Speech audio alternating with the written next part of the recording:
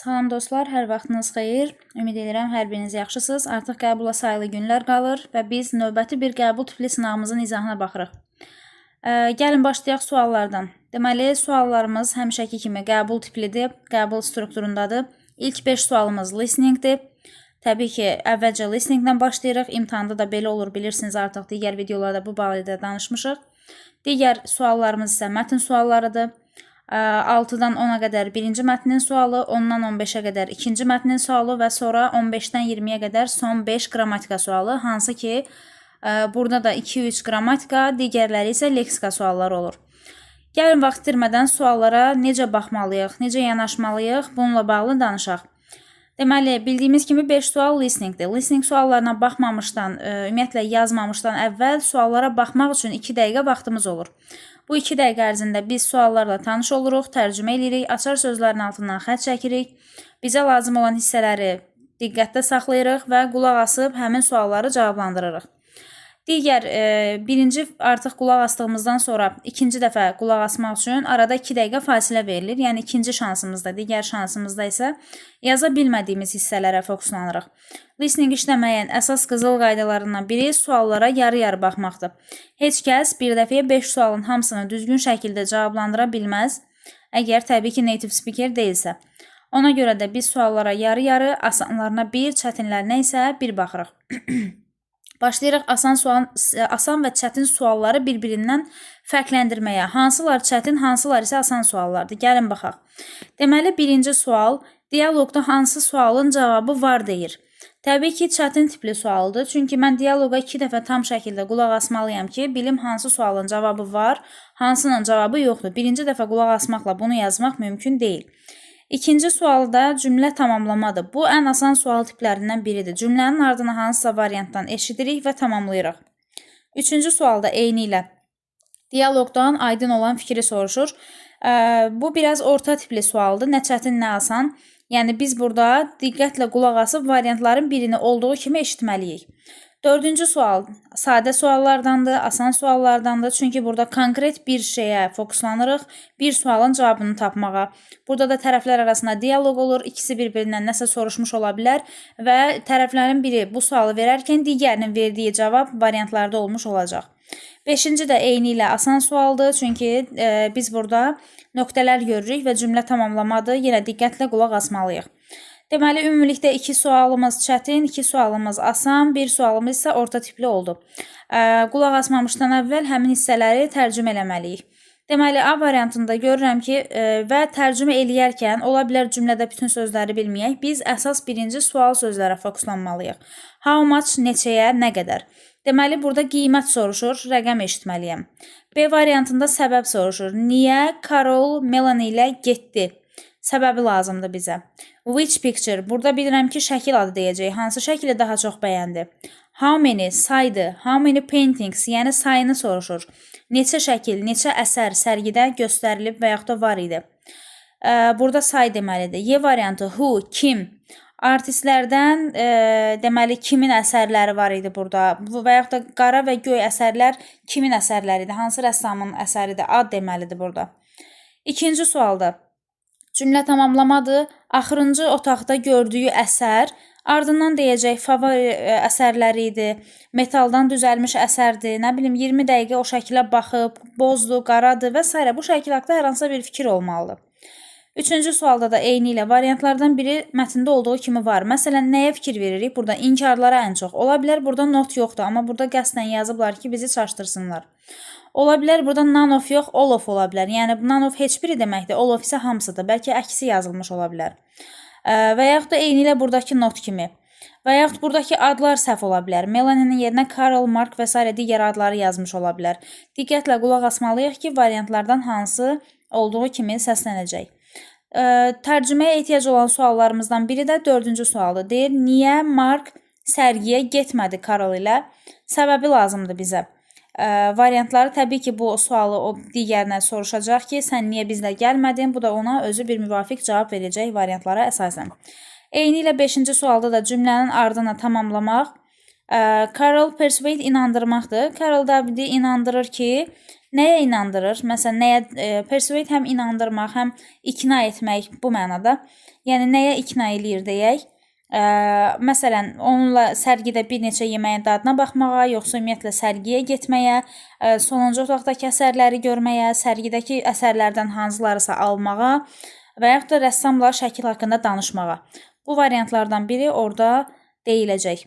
İndi isə gəlin qulaq asaq. İndi listening dinləməsini sizin üçün qoyuram. Diqqətlə qulaq asın. Dinləmə zamanı həmçinin transkripti göstərəcəm sizə. Transkripti ikinci dəfə izləyərkən, artıq dinləyərkən baxa bilərsiniz. Çalışın birinci dəfə qulaq asarkən özünüz qulaq asın, nələrisə tutmağa çalışın. Beyin bu vərdişə yiyələnməlidir imtahana qədər. Əgər görsəz heç nə başa düşmürsünüz, o zaman ikinci dəfə qulaq asarkən transkriptə baxa bilərsiniz. Qaranlıq qalan yerləri müəyyənləşdirmək üçün. Gəlin başlayaq. Hello, Carol. What did you do today? Hi, David. I've just got back from the art gallery. I really can't stand modern art. It just seems like children's painting to me. Yes, if you don't understand what the artist is trying to communicate, it can seem a little like that. Well, what did you see then? Tell me about some of your favorite pictures. Okay, I'll try to remember. There was one huge painting which was mainly black and gray. I think it was supposed to be a tree. And what did you like about that one? Just the way the tree looked. It was like the tree was made of hard metal spikes, and the mix of white and gray made everything look like it was winter. Very cold. What else did you see? There was another huge painting which was mainly black and white. It looked very impressive. But my absolute favorite was a painting we saw in the last room we visited. I spent about 10 minutes just looking at this picture. Who did you go with? I went with Melanie and her sister. Maybe I should go and visit this exhibition too. You really should. I think you would be inspired by some of the paintings. I think you should look at modern art like food. You need to taste things to see if you like them. At that exhibition today, some of them were even for sale. I may go and visit the exhibition tomorrow, but I'm not going to buy anything. Okay, it's your choice, of course. Listen, why didn't you give Mark a call? He wanted to come with us today, but his aunt was in town, so he couldn't. He'd be really keen on going. Okay, I will. İndi isə gəlin sualların cavabına baxaq. Deməli, birinci sualda deyir, mətnə əsasən hansı sualın cavabı var? Hansı variantdakı sual barədə mətndə danışılır? How much qiymətlə bağlı bir şey idi, bunun cavabı yoxdur. Yəni, bununla bağlı heç bir şey demədi. B variantında niyə Carol Melanie ilə gəlir? O biri testlərin birində gəlmədiyini soruşur. Deməli, bu ümumiyyətlə səhvdir. C variantında hansı şəkili Carol daha çox bəyənir? Hansı şəkli bəyənir? Sonuncu otaqda, orada last room deyir. Sonuncu otaqda gördüyümüz şəkli my favorite one. Yəni, mənim ən sevimli şəkillərimdən biri oldu, ən çox bəyəndiklərimdən. Deməli, C variantının cavabı var burada. İkinci suala baxırıq. Elə görürsünüz ki, bu da eyni sualdır. Demək olar ki, diqqətlə qulaq assaq görərdik ki, bir cümlə ilə iki sualın cavabını tapa bilərik. Sonuncu otaqdakı rəsm Carol'un yəni bəyəndiyi şəkillərindən, favorilərindən biri oldu. Burada da cavab B variantı. Üçüncü sualda deyir, hansı sualın cavabı var mətndə, yəni hansına cavab tapmaq olar və yaxud da hansı cümlə mətndə olduğu kimi səslənir. Baxırıq, deməli, A variantında Carol art galeriya özü tək gedir. Bu variantımız yanlışdır. B-də not able yazdığına görə, nota görə səhvdir. C variantında heç bir şəkil sərgidə satılmadı, görülmədi və s. bunlar səhvdir. Çünki onlar nə qədər şəkil görüb onu müzakirə eləmişdilər. Cavab olacaq D variantı. David heç bir şəkil almaq istəmirdi sərgidən. Amma bunu Melanie təklif edir ona ki, bəlkə hansısa satılan şəkillərdən birini alaq, sadəcə o şəkil almaq istəmədiyini deyir. D variantı doğrudur. Y-də də deyir ki, heç bir modern şəkili bəyənmədi. Əksinə onun ən çox bəyəndiyi, Melanie'nin ən çox bəyəndiyi modern şəkilləri idi. Y variantı da səhvdir. 4-də deyir ki, niyə Mark didn't go, getmədi sərgiyə Carol'la birlikdə? Niyə getmədi? Səbəb nə idi? Onun xalası, his aunt was in town, şəhərdə idi və deyir onun bəzi işlərinə kömək etməli idim deyə onu tək qoya bilməzdim və gəlmir. Mətndən də bu hissəyə baxa bilərsiniz. Cavab olacaq burada C variantı. 5-ci sualda isə cümləni tamamlayırıq. Carol persuade David-u, yəni Davidi nəyə ikna eləyir, nə etməyə? Təbii ki, Markla birlikdə sərgiyə getməyə. Çünki bütün mətn boyu sərgidən, gördükləri əsərlərdən, getməkdən və s. bu kimi mövzulardan danışırlar. Və bunu da buna görə ikna eləyir. Bir növ persuade inandırmaq, yəni ikna etmək, razı salmaqdır. Hara getməyə? Təbii ki, art galeriya. Cavabımız olacaq B variantı. Bununla da bütün mətn suallarını, listening suallarını yekunlaşdırmış olduq. Hansısa bir hissədə qaranlıq qaldısa, videonu dayandırıb geriyə çəkərək mətninə baxa bilərsiniz, transkriptlə tutuşdura bilərsiniz ki, sizə də daha aydın olacaq burada suallar. Keçək indi mətnimizə. Gördüyünüz kimi belə bir mətn verilib. Mətnin ilk cümlələrinə baxıram. London metrosu haqqında danışır. Və digər hissəsi arda da buradadır. Balaca bir mətndir. Təbii ki, balaca və böyük olmağının önəmi yoxdur. Biz o mətni onsuz da oxumuruq. Mətnə suallar üzərindən baxırıq. Çünki oxumaq, tərcümə eləmək vaxt aparır. Bizə də belə bir şey lazım deyil. Getdik, açar sözlərimizi taparaq. London Underground, London metrosu ilk dəfə açılıb 1900-cü illərdə. Diqqətli olun, burada S var. Bu o deməkdir ki, 1900-cü illərdə, 1900-də yox. Yəni 1910, 15, 20 və s. bu kimi bir cavab axtarmalıyıq. Baxıram ki, London metrosu ilk dəfə açılıb, it first yazır. İlk dəfə o açıldı 1863-də. Heç 1920-ci əsri görmür. Onda cavab olacaq B variantı. Yəni bu cümləmiz false-dur. 2-yə keçirəm. Original trains, yəni qatarlar, ilkin qatarlar, original o mənada ki, ilkin, ilk yaranan qatarlar deyir, elektriklə təchiz olunmuşdu, elektrikli idi. Baxaq görək bu qatarlar həqiqətən elektrikli olub, yoxsa açar sözüm elektrik olduğuna görə baxıram burada. Deyir ki, elektrik qatarlar replace əvəz etməkdir, əvəz elədi buxarları. Deməli, onda ilk dəfə qatar elektrikdən olmayıb, ilk dəfə buxardan olub. Sadəcə 20-ci əsrdə artıq onları elektrik əvəz eləyib. Yəni, bu variantımızda yanlış olacaq B variantı. 6.3-ə baxıram. Deyir ki, London metro xəritəsi dizayn olunub 1930-cu illərdə. Xəritə sözüdür mənim açar sözüm.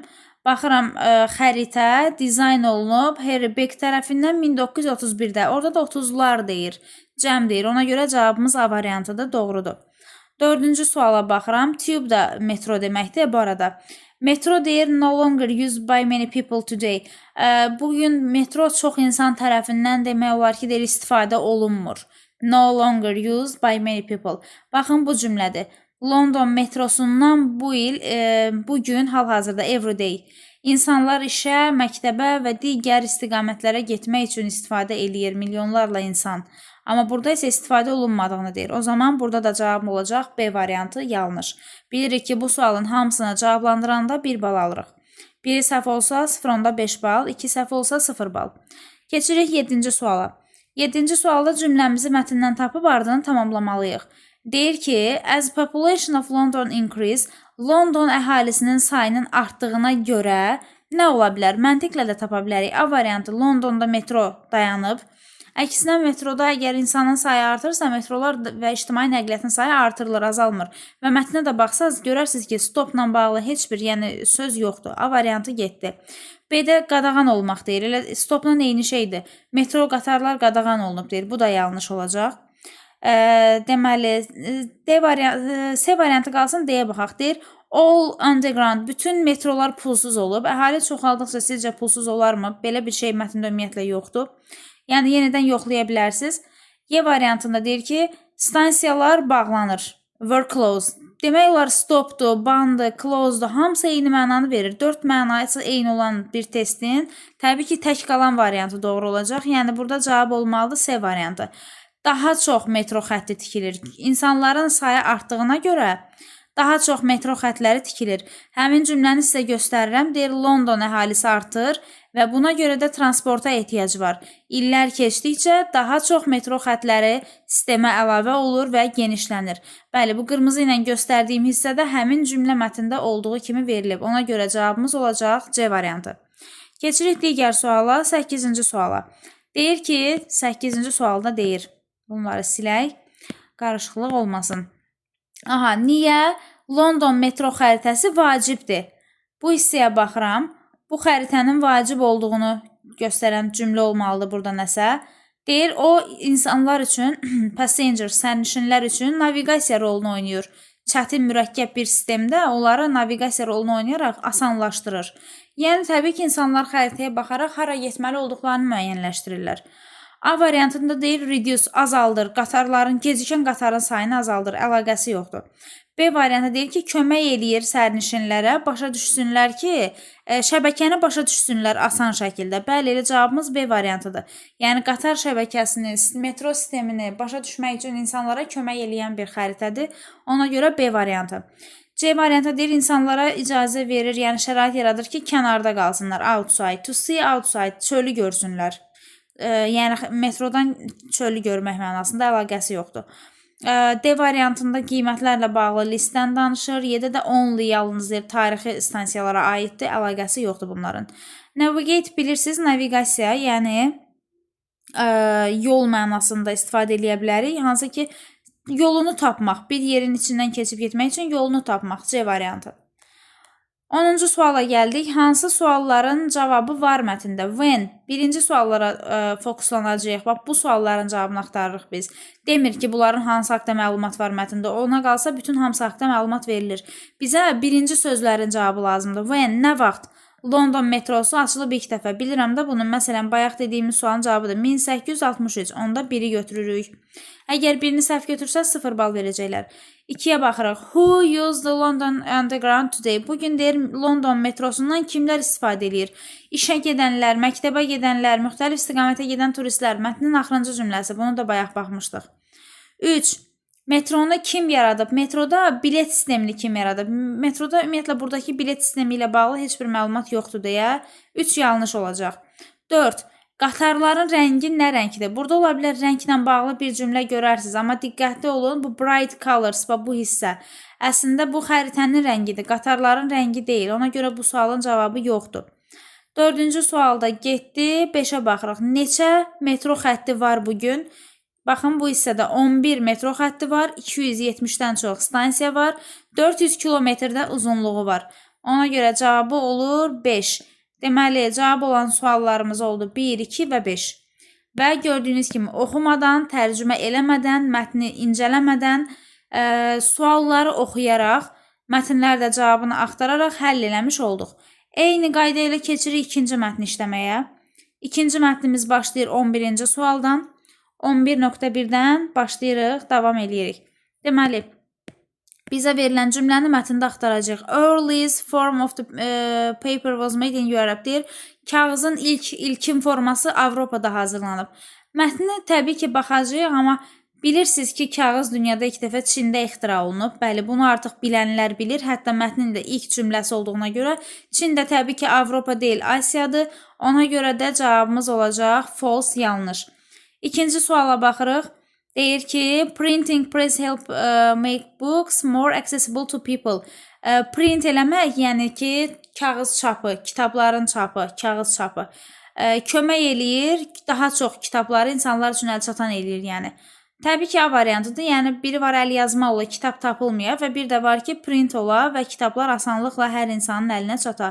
Amma biz bunu məntiqimizlə yox, təbii ki, mətndən də hansısa bir cümlə tapıb sübuta yetirməliyik. Gəlin, baxaq, görək. Burada printlə bağlı harada məlumat verilir? Deməli, print sözünü burada baxıram. İlk dəfə istifadə olunub mətndə. Həmin abzası oxuyuram. Kitablar deyir, əl ilə kopyalanırdı. Hansı ki, çox baha və nadir tapılırdı həmin kitablar. Daha sonra bu birdən-birə dəyişdi. Printin ixtirasından sonra, hansı ki 15-ci əsrdə Johann Gutenberg tərəfindən ixtira olundu printer və bu ixtiradan sonra artıq bu dəyişdi. Artıq qəzetlərin, jurnalların və ictimai təhsilin demək olar ki, sayı artdı. 19-cu əsrdə kağıza olan tələbat artır. Yəni, bu da meşə qırılmasına falan artıq söhbətin ardı başqa yerə gedir. Yəni, kitablar daha əlçatan olur. Onda cavabımız olacaq A variantı. Deməli, doğru fikirləşmişik. Keçirik 3-cü suala. Deyir ki, kağız ilk dəfə hazırlanıb odundan in the China. Çində ilk dəfə hazırlanıb.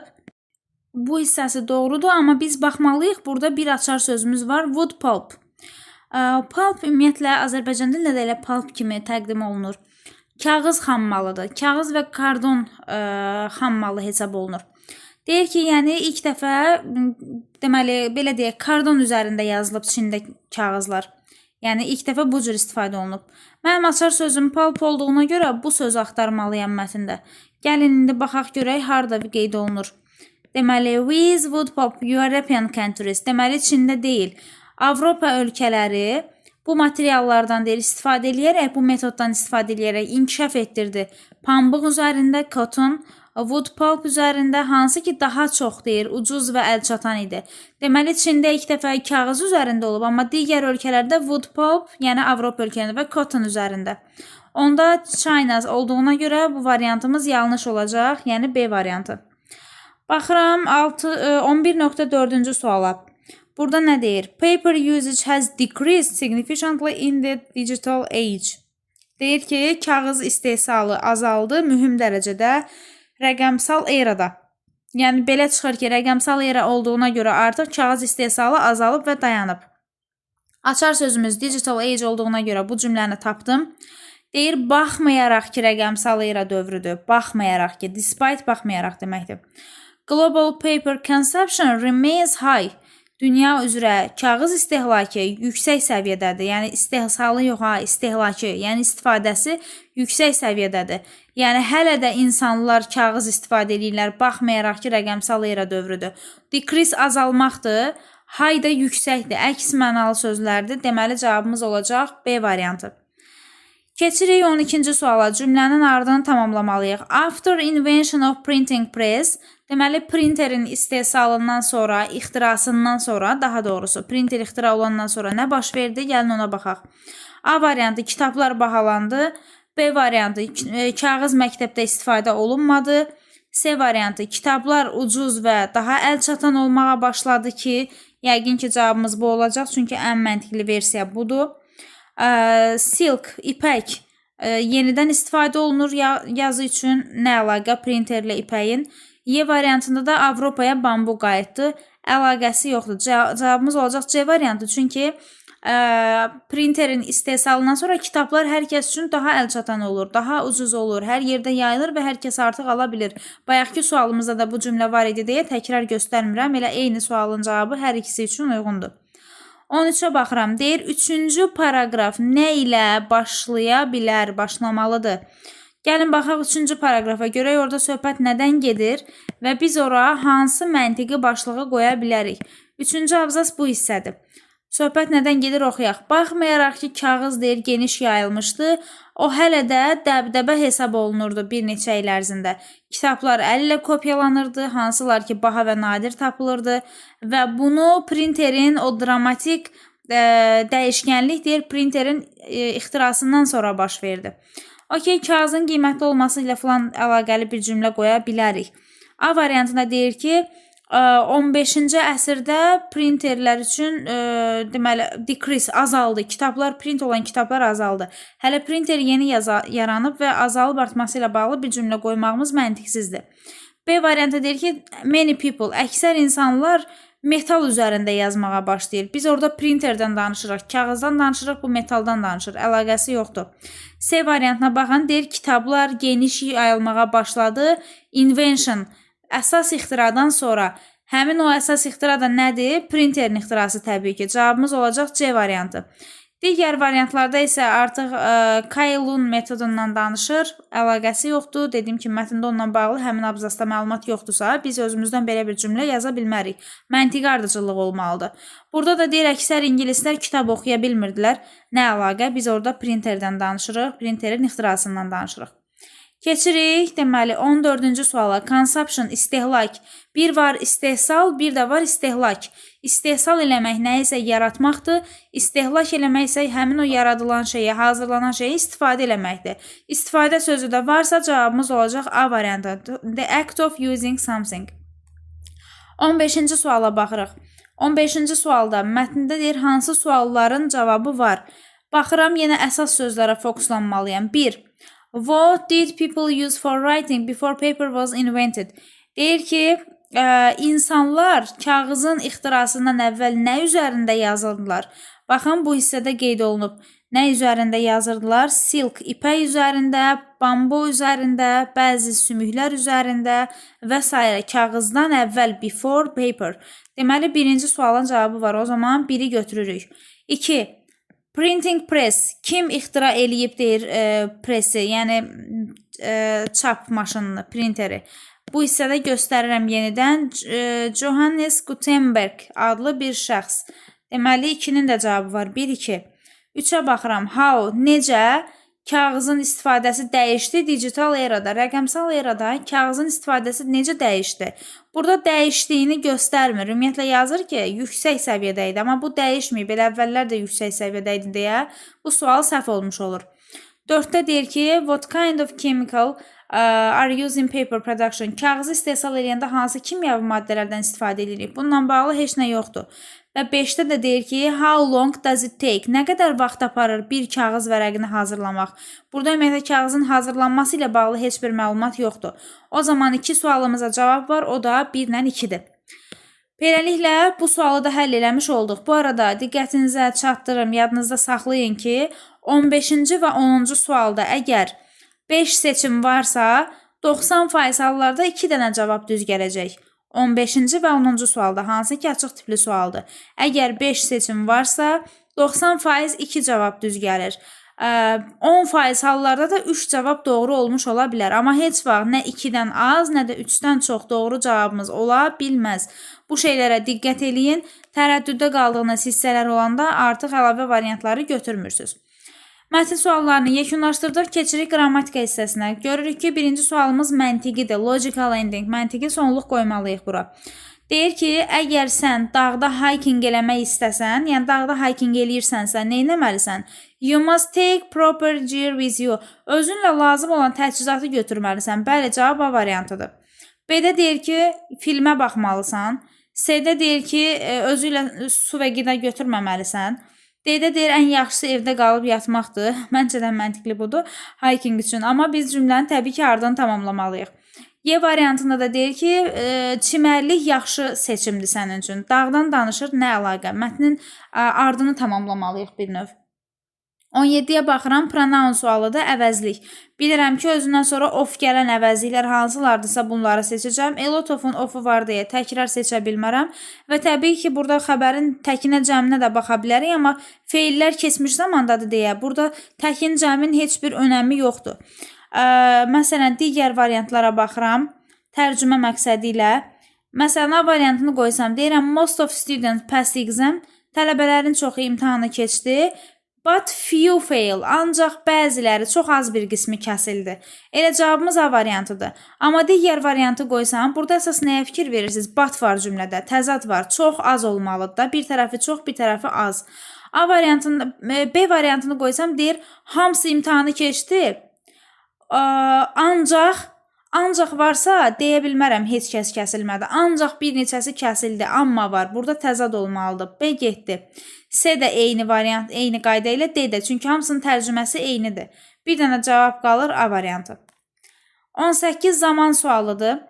Deməli, zamanlar testində biz nəyə fikir veririk? Bir, təbii ki, uzlaşmalara, bir də cümlənin məhsul falan olmağına. Baxıram, burada before var. Bağlayıcıya təbii ki, baxmalıyıq. Before'dan sonra gələn keçmiş sadə zamandır. O zaman A variantı getdi. İndiki zaman qoya bilmərəm. Keçmişlə keçmiş uzlaşır. C də indikidir getdi. Y də indikidir getdi. Qalır 2 dənə variantımız. Biri B, biri isə D variantı. Bilirəm ki, before bitmiş zamanın zərfidir. Davam edici zamanın yox. Ona görə D də yanlışdır. Cavab olacaq B variantı. Before olan cümlə, how long olan cümlələr bitmiş zamanla işlənir. Davam edici zamanlarla yox. Ona görə cavab oldu B variantı. Çünki əlimizdə qalan 2 variantdan biri davam edici idi, biri isə bitmiş zamanı idi. Keçirəm 19-cu suala. 19-cu sualda nöqtələrdən əvvəl gələn söz həmin o boşluğa qoyulan sözü təyin eləyir. Burada qayıt gəlib. Qayıt bələdçi olduğuna görə insandan danışıram. With cansızla işlənir, what ümumiyyətlə isimlə işlənmir. Aha, qaldı 3 dənə isimlə, canlı isimlə işlənən variantımız. Hər üçü canlı isimlə işlənir. O zaman özündən sonraya da baxacağam. Feil gələn təkcə who'dur. Cavab olacaq D variantı. Whose isim gələndə işlənir, whom isə əvəzlik gələndə işlənir. Bir dənə xəbər olan, feil olan who olduğuna görə cavab da D variantıdır. 20-ci sualda isə dialoqu tamamlayıram. Deyirsən çay istəyirsən yoxsa kofe? Məsələn, A variantında deyir ki, mən isti heç nə içmirəm, təşəkkürlər. Cavab elə A variantıdır. B variantını olsaydı deyir ki, you can't make tea in the microwave. Sən deyir mikrodalğalı sobada çay hazırlaya bilməzsən. Bu başqa şey soruşur. Bu isə əlaqəsiz bir cavab verir. C-də deyir ki, kofedə şəkər yoxdur. D variantında deyir ki, water would be better for plants. Bitkilər üçün su daha yaxşıdır. Y variantında deyir ki, mən bu kitabı oxumuşam. Yəni biz verilən suala məntiqi cavab tapmalıyıq. Kofe içirsən yoxsa çay? O da deyir ki, mən isti heç nə içmirəm. Cavab olur A variantı. Gördüyünüz kimi qrammatika hissəsinin əksəriyyəti qrammatika ilə yox, leksika ilə bağlıdır. Dialoq olsun, söz tərcüməsi olsun və s. Ona görə də lüğət bazamızı mütləq şəkildə yaxşılaşdırmalıyıq. Belə, hələ ki bugünlük bu qədər. Ümid edirəm hər bir şey aydın oldu. Qaranlıq qalan hissələri rəylərə yazıb soruşa bilərsiniz. PDF-i isə Telegram kanalımdan əldə edib əvvəlcə özünüz işləyə, daha sonra isə izahına baxa bilərsiniz. Hər birinizə uğurlar. Bugünlük bu qədər. Növbəti videolarda görüşərik. Hələlik.